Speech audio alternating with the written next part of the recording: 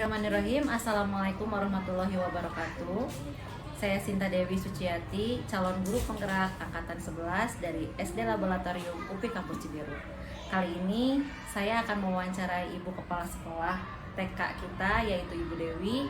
Dan saya mewawancarai beliau untuk memenuhi tugas saya di modul 3.1 tentang pengambilan keputusan. Baik, kita mulai. Assalamualaikum Bu Dewi. Ya, waalaikumsalam. Ya, bagaimana kabarnya? Alhamdulillah baik. Alhamdulillah ya Bu ya. Ya. Mohon izin Ibu, saya di sini mungkin akan memenuhi tugas saya tentang pengambilan keputusan.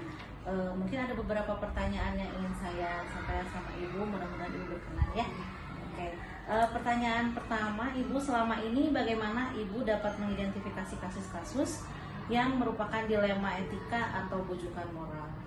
Kalau untuk mengidentifikasi kasus, biasanya saya lebih ke langsung terjun ke lapangan ya Bu, seperti apa kasusnya, dan memang dari saya sendiri juga untuk mengobservasi dan hasilnya seperti apa, saya pastinya harus tahu bagaimana itu masalahnya, dan tentunya harus langsung bertanya ke guru. Kalau meskipun pengambilan bisa dari saya, tapi saya juga harus tahu bagaimana di lapangan seperti apa. Berarti dengan observasi langsung Betul, dulu ya Bu ya. betul. Harus hati-hati apakah bagaimana nih kebenaran Ya, kasusnya. betul. Ya, untuk selanjutnya, selama ini bagaimana Ibu menjalankan pengambilan keputusan di sekolah Ibu, terutama untuk kasus-kasus di mana ada dua kepentingan yang sama-sama benar atau mengandung nilai kebajikan yang sama ya Bu. Betul, iya. Biasanya kalau ada masalah seperti itu, yang jelas jadi yang sudah-sudah ya Bu ya, biasanya permasalahan itu ada di saya, orang tua dan guru, tentunya tentang anak ya Bu ya.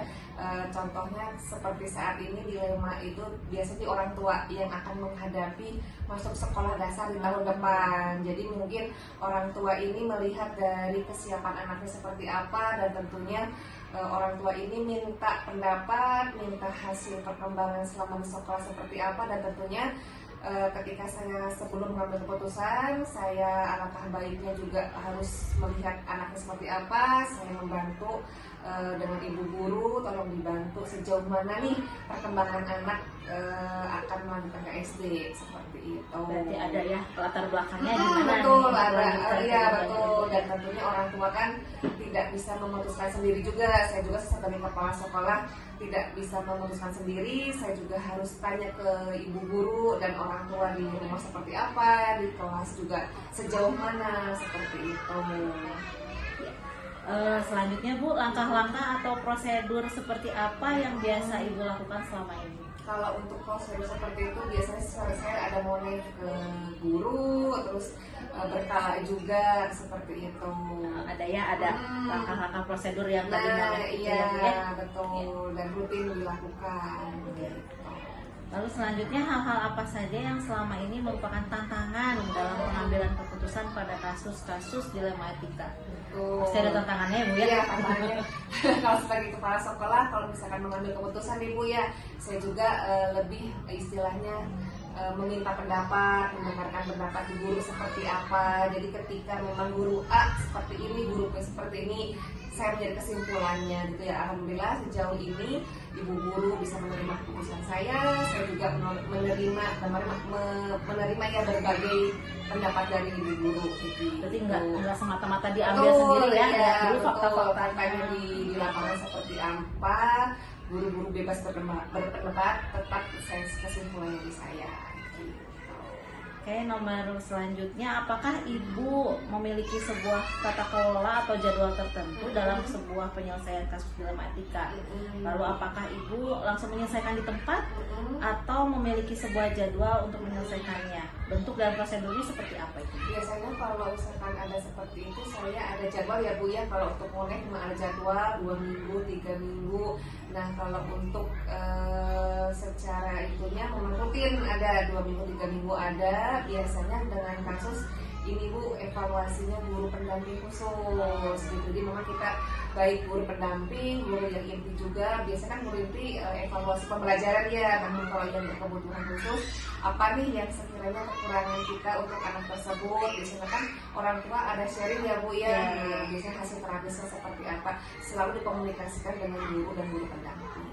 Berarti rutin. ada rutinnya. Ada, gitu ya, betul.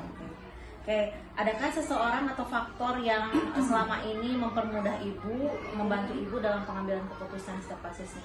Ada dari internal ibu guru pastinya ya Ya. Bu, kita bukan selalu, mereka pendukung saya yang selalu mensupport sejauh ini. Terus yang kedua dari Prodi PD PAUD ada pembinaan ke kami, dan yang paling terpenting dari yayasan. Ada kemitraan. Betul, berarti ya, Bu, ya? betul ada mitra gitu. Selanjutnya Bu, ini yang terakhir nih. Dari semua hal yang telah disampaikan, pembelajaran apa sih yang dapat ibu petik dari pengalaman ibu saat mengambil keputusan? Dari pengambilan keputusan ini saya dapat istilahnya pembelajaran ya Bu, bahwa sampai sejauh ini saya menjadi kepala sekolah juga berkat teman-teman di sini, guru-guru di sini banyak yang support saya, terus tidak mudah menyerah seperti itu. Karena kerjasamanya. Saya kata dulu ya Bu ya. Baik Ibu, terima kasih waktunya. Tadi sudah kita menjawab ya Ibu ya, menjawab beberapa pertanyaan dari saya. Sekali lagi mohon maaf apabila ada kata-kata yang kurang berkenan dari saya. Ya. Baik, itu saja mungkin hasil wawancara saya dengan Ibu Dewi selaku Kepala Sekolah TK di Taufiq wal Hidayah. Wassalamualaikum warahmatullahi wabarakatuh. Bismillahirrahmanirrahim. Assalamualaikum warahmatullahi wabarakatuh. Perkenalkan, nama saya Sinta Dewi Suciati dari Unit Kerja SD Laboratorium UPI Kampus Cibiru sebagai calon guru penggerak Angkatan 11. Dalam kesempatan kali ini saya akan mewawancarai kepala sekolah saya untuk memenuhi tugas modul 3.1. Assalamualaikum Ibu. Waalaikumsalam warahmatullahi wabarakatuh. Bagaimana kabarnya hari ini? Alhamdulillah baik. Bagaimana Bu Sinta? Alhamdulillah Ibu. Izin Ibu, untuk kali ini mungkin saya ingin mewawancarai Ibu mengenai pengambilan keputusan. Saya di sini untuk memenuhi kebutuhan tugas di calon guru penggerak saya. Ya. Semoga Ibu berkenan menjawab beberapa pertanyaan yang saya lantunkan. Oke. Untuk pertanyaan yang pertama, selama ini bagaimana Ibu dapat mengidentifikasi kasus-kasus yang merupakan dilema etika atau bujukan moral? Begini, di sekolah kami sudah ada SOP-nya, kemudian kami sudah ada yang pertama, kalau kami mengetahui dari mana ada kejadian itu, pertama laporan dari peserta didik ke wali kelas ke guru BK ke kesiswaan, baru ke sayanya. Dari sanalah saya tahu ada kejadian yang harus diselesaikan. Untuk selanjutnya, selama ini bagaimana Ibu menjalankan pengambilan keputusan di sekolah Ibu, terutama untuk kasus-kasus di mana ada dua kepentingan yang sama-sama benar atau sama-sama mengandung nilai kebajikan. Biasanya kalau sama-sama benar jadi dilema ya Bu ya. Ketika menghadapi satu masalah terutama yang dilema, maka yang lebih dikedepankan adalah aspek musyawarah. Terlebih dahulu sebelum diambil keputusan, dilihat dulu apakah kejadiannya itu benar atau hanya isu. Apabila benar terjadi, maka kami bermusyawarah baik dengan guru yang ada di sekolah, terutama wali kelas, guru BK, kesiswaan, juga kami mengajak komite sehingga nanti hasil keputusannya bisa memuaskan semua pihak. Berarti berdasarkan fakta-fakta dulu identifikasi. Betul. Ya Bu ya. Oke, selanjutnya langkah-langkah atau prosedur seperti apa yang biasa Ibu lakukan selama ini?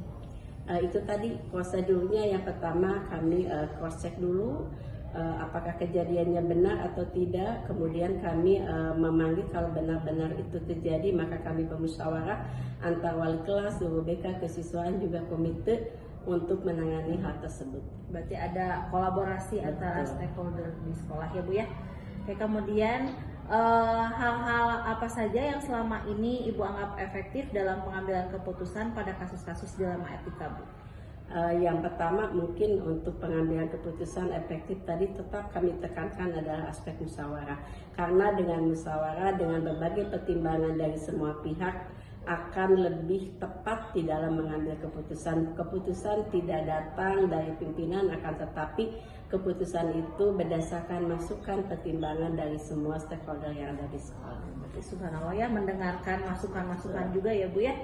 Oke, selanjutnya Bu, hal-hal apa saja yang selama ini merupakan tantangan dalam pengambilan keputusan dalam kasus dilema etika ini? Yang menjadi tantangan apabila kasus itu yang belum tentu terjadi, akan tetapi orang tua telah menerima laporan dari putra putrinya mereka menganggap atau mereka menerima begitu saja laporan itu tanpa cross check ke sekolah, sehingga dalam pengambilan keputusannya itu akan lebih rumit karena orang tua yang merasa sudah teraniaya. Berarti belum tentu kebenarannya Betul. sudah ini ya Bu ya.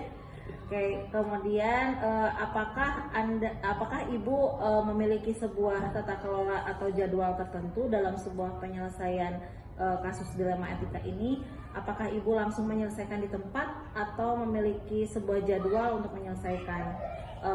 Bentuk dan prosedurnya seperti apa yang biasanya dijalankan Ibu?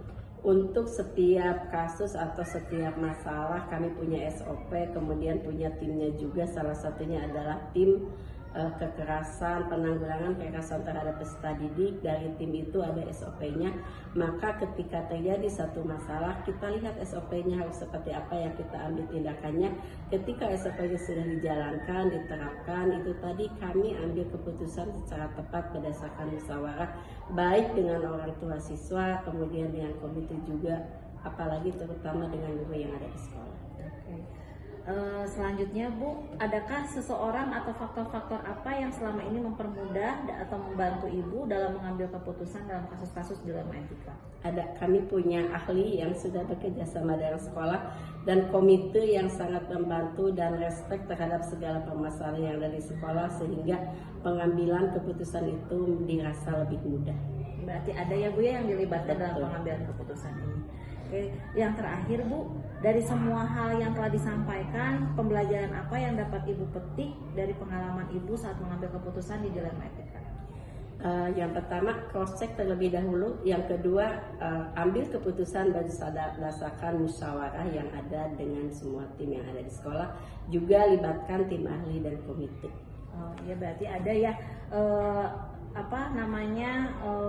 pembelajaran dari situ, dari musyawarah pengambilan keputusan itu berdasarkan musyawarah dari beberapa pihak yang terkait ya Bu ya. Ya, Ibu. Ya. Baik Ibu, terima kasih atas waktunya. Mohon maaf jika ada kata-kata yang kurang berkenan dari saya. Sama-sama Bu Ita, semoga lancar selalu, sukses, dan semoga dilancarkan sampai hasil mendapat sertifikat guru penggerak. Amin. Baik, itu saja mungkin yang bisa saya sampaikan dalam wawancara singkat bersama Ibu Kepala Sekolah kita, Ibu Dr. Randa Haja Nok Jubaidah MAG. Billahi taufiq wal hidayah. Wassalamualaikum warahmatullahi wabarakatuh.